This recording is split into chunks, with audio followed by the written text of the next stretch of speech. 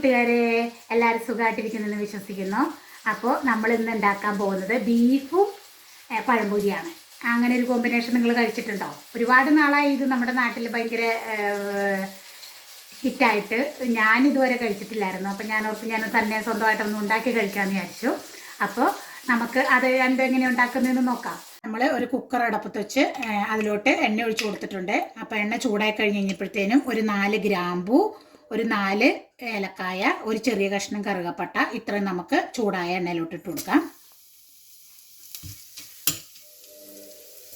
കൊടുത്ത് മസാല നല്ലപോലെ മൂത്ത് വന്നിട്ടുണ്ട്. ഇനി നമുക്കതിലോട്ട് ഒരു വലിയ സവോള ചെറുതായിട്ടൊന്ന് ചോപ്പ് ചെയ്തതാണ്, അത് നമുക്ക് ചേർത്ത് കൊടുക്കാം. ഒരു 2 പച്ചമുളകും കൂടെ ഞാൻ അതിൻ്റെ കൂടെ കട്ട് ചെയ്തിട്ടിട്ടുണ്ട്.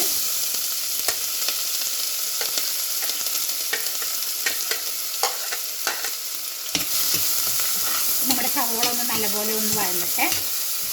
ഒന്ന് ചെറുതായിട്ടൊന്ന് വാടി കഴിയുമ്പോഴത്തേനും നമുക്ക് നമ്മുടെ ഇഞ്ചിയും വെളുത്തുള്ളിയും, ഒരു 4 വലിയ ഉള്ളിയും വെളുത്തുള്ളിയും, ഒരു ചെറിയ കഷ്ണം ഇഞ്ചിയും കൂടെ ഞാൻ ചോപ്പ് ചെയ്ത് വെച്ചതാണ്, അതും കൂടെ നമുക്ക് ഇതിൻ്റെ കൂടെ ഒന്ന് ചേർത്ത് കൊടുക്കാം. ഇതിൻ്റെ പച്ചമണം മാറുന്നിടം വരെ നമുക്കിതൊന്ന് വഴറ്റിയെടുക്കാം. ഇതിലോട്ട് 2 ടീസ്പൂൺ മല്ലിപ്പൊടി, 1 ടീസ്പൂൺ കാശ്മീരി മുളക് പൊടി, ഒരു 1/4 ടീസ്പൂൺ എരിവുള്ള മുളക് പൊടി, പിന്നെ നമുക്ക് ഒരു 1/4 ടീസ്പൂൺ മഞ്ഞൾപ്പൊടി, ഇനി നമുക്ക് പെരുംജീരകത്തിൻ്റെ പൊടി ഒരു 1/2 ടീസ്പൂൺ ചേർത്ത് കൊടുക്കാം. ഇത്രയും ചേർത്ത് ഇത് നല്ലപോലെ ഒന്ന് വഴറ്റാം. ഇതിൻ്റെ പച്ചമണം ഒന്ന്, ഈ പൊടിയുടെ പച്ചമണം ഒന്ന് മാറുന്നിടം വരെ മതി. അത് കഴിയുമ്പോഴത്തേനും നമുക്ക് പച്ചമണം നല്ലപോലെ മാറിയിട്ടുണ്ട്. ഇനി നമുക്ക് നമ്മൾ അരിഞ്ഞു വെച്ചേക്കുന്ന ഒരു വലിയ തക്കാളിയാണ്, അത് നമുക്കിതിലോട്ടൊന്ന് ചേർത്ത് കൊടുക്കാം.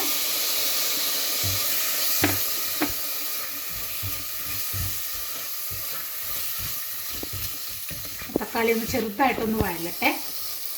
അപ്പോൾ ഇത് ഇങ്ങനെ ഉണ്ടാക്കുവാണെങ്കിൽ നല്ല എളുപ്പമാണ് കേട്ടോ. കുക്കറിൽ നമുക്ക് അപ്പോൾ ഒരുപാട് പാത്രങ്ങളും യൂസ് ചെയ്യേണ്ട, വളരെ പെട്ടെന്ന് നമുക്ക് റെഡിയാക്കി എടുക്കുകയും ചെയ്യാം.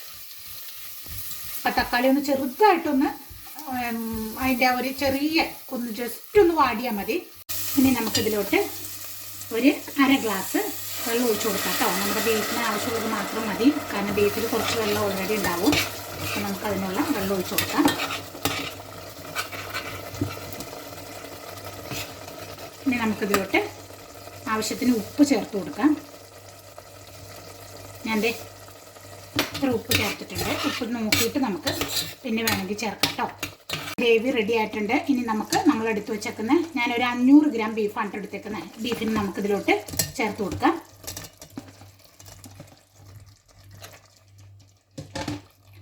ഇതൊന്ന് നല്ലപോലെ മിക്സ് ചെയ്യാം. 4 വിസിൽ വരുന്നിടം വരെ നമുക്കിതൊന്ന് അടച്ചു വെച്ച് വേവിക്കാം കേട്ടോ. അപ്പോൾ ഇപ്പോൾ ഒരു 3 വിസിൽ വന്നിട്ടുണ്ട്. ഇതിൻ്റെ സ്റ്റീമൊക്കെ പോയിട്ടുണ്ട്. ഇനി നമുക്ക് നമ്മുടെ കുക്കറൊന്ന് തുറന്ന് നോക്കാം. അപ്പം നോക്കിക്ക്, നല്ലപോലെ നമ്മുടെ ചാറൊക്കെ കുറുകി കറി റെഡി ആയിട്ട് വന്നിട്ടുണ്ട്.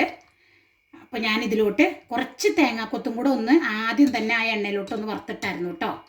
അപ്പോൾ നിങ്ങൾക്ക് വേണമെങ്കിൽ അങ്ങനെ ചേർക്കാം. ഞാനിപ്പോൾ അതിലോട്ട് കുറച്ച് തേങ്ങാക്കൊത്തും കൂടെ ചേർത്തിട്ടുണ്ട്. അപ്പോൾ നോക്കിക്കേ, നല്ല ഗ്രേവിയൊക്കെ കുറുകിയിരിക്കുന്നുണ്ട്. ഈ പരുവത്തിന് തന്നെ വേണം കേട്ടോ നിങ്ങൾ എടുക്കാനായിട്ട്. പഴംപൊരിക്ക് ആവശ്യമായ പഴം ഞാൻ ഇവിടെ ഇങ്ങനെ ചെറിയ പീസുകളായിട്ടാണ് കേട്ടോ മുറിച്ച് വെച്ചേക്കുന്നത്. കാരണം ഇത് ഒരുപാട് വലിയ പഴമായിരുന്നു, ഒത്തിരി വലിയ പഴമായതുകൊണ്ട് ഞാനിതിനത് 3 നീളത്തിൽ 3 കട്ട് ചെയ്തിട്ട് ഓരോ പീസിനെയും 3 പീസായിട്ട് കട്ട് ചെയ്തു. അപ്പോൾ അങ്ങനെ കട്ട് ചെയ്ത് വെച്ചേക്കുന്ന പഴമാണിത്. അപ്പോൾ നമുക്ക് ഇനിയും നമ്മുടെ പഴംപൊരി ഉണ്ടാക്കാൻ ആവശ്യമായ, ഞാനിതിലോട്ടൊരു സീക്രട്ട് ഇൻഗ്രീഡിയൻസ് ചേർക്കുന്നുണ്ട് കേട്ടോ. അപ്പോൾ നിങ്ങളിത് മുഴുവനായിട്ട് കാണണം, എന്നാലാണ് മനസ്സിലാവുള്ളൂ. അപ്പോൾ നമുക്ക് ഇനി ഇതിന് വേണ്ട ഒരു ബാറ്റർ തയ്യാറാക്കാം. ബൗളിലോട്ട് ഒരു 1.5 ഗ്ലാസ് മൈദപ്പൊടി എടുത്തിട്ടുണ്ട്. അപ്പോൾ ഞാൻ ഈ മൈദപ്പൊടി എടുത്തേക്കുന്നത് ഇത് കണ്ടോ, ഇതിൽ നോക്കിക്കേ, സെൽഫ് റൈസിങ് ഫ്ലോർ എന്ന് എഴുതിയിട്ടുണ്ട്. അപ്പോൾ നമുക്ക്, നിങ്ങൾ ഈ പൊടി എടുക്കുന്നവരാണെങ്കിൽ ഇതിൽ നമ്മൾ ബേക്കിംഗ് സോഡ ചേർക്കണ്ട കേട്ടോ. അതല്ലെങ്കിൽ ഒരു 1/4 ടീസ്പൂൺ ബേക്കിംഗ് സോഡയും കൂടെ ഇതിൻ്റെ കൂടെ നിങ്ങൾ ചേർക്കണം, സോഡാപ്പൊടി. ഓക്കെ, അപ്പോഴാണ് ഇത് നന്നായിട്ട് ഇങ്ങനെ പൊങ്ങി വരുള്ളൂ. അപ്പം ഞാൻ ഈ പൊടി ചേർത്തേക്കുന്നത് കൊണ്ട് ഇതിൻ്റെ കൂടെ ഞാൻ ഇനി സോഡാപ്പൊടി ചേർക്കുന്നില്ല കേട്ടോ. ഇനി നമുക്കിതിലോട്ട് ഒരു കളറിന് വേണ്ടിയിട്ട് മാത്രം ഒരു ഇച്ചിരി മഞ്ഞൾപ്പൊടിയും കൂടെ നമുക്ക് ചേർത്ത് കൊടുക്കാം. ഒരു 1/4 ടീസ്പൂൺ മഞ്ഞൾപ്പൊടി, അത് കളറിന് വേണ്ടിയിട്ടാണ് കേട്ടോ.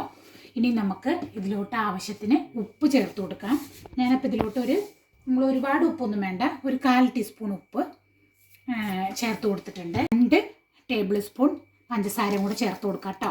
അപ്പോൾ ഇത് ഞാൻ ഒരുപാട് പഞ്ചസാര ഞാനിപ്പോൾ ഇതിൽ ചേർക്കുന്നില്ല. നമ്മുടെ പഴത്തിന് നല്ല മധുരം ഉണ്ടെങ്കിൽ നമ്മൾ അതനുസരിച്ചിട്ട് ചേർത്താൽ മതി കേട്ടോ. ഇനി നമുക്കിതൊരു വെച്ചിട്ട് നല്ലപോലെ ഒന്ന് മിക്സ് ചെയ്തെടുക്കാം. നല്ലപോലെ ഒന്ന് മിക്സ് ആയി കഴിയുമ്പോൾ നമുക്കിതിലോട്ട് ആവശ്യത്തിന് വെള്ളം കൂടെ ചേർത്ത് കൊടുക്കാം കേട്ടോ.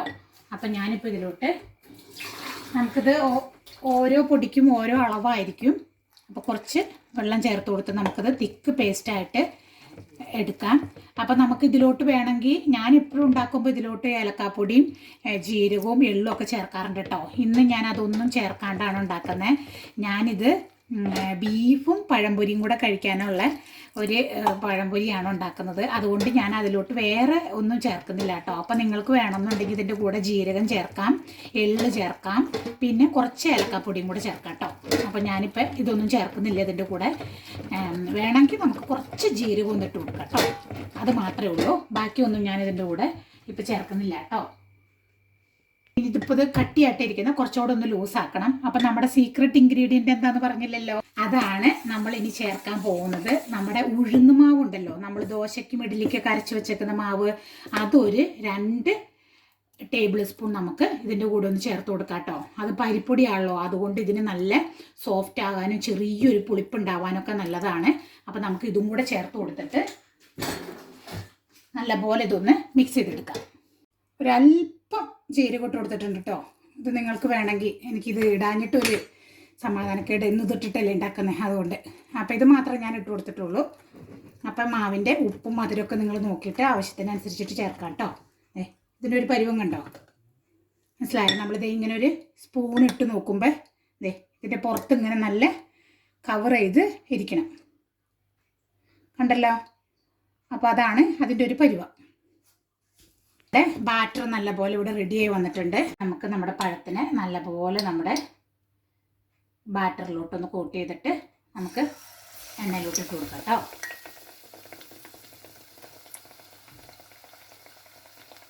നമ്മൾ ഈ മഞ്ഞൾപ്പൊടി ചേർക്കുന്ന ഒരു കളറിന് വേണ്ടി മാത്രം ചേർക്കുന്നെന്നുള്ള കേട്ടോ, അല്ലാതെ അതുകൊണ്ട് വലിയ നമ്മുടെ പഴംപൊരിക്ക് ഇച്ചിരി കളറും ഒക്കെ ഉണ്ടാകാൻ വേണ്ടിയിട്ടാണ്.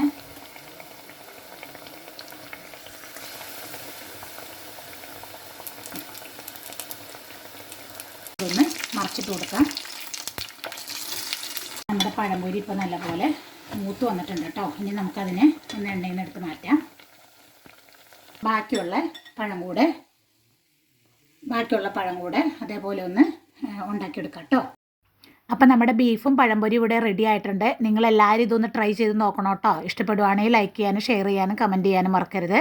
അപ്പോൾ നമ്മുടെ അടുത്ത വീഡിയോ കാണുന്നിടം വരെ എല്ലാവർക്കും ബൈ.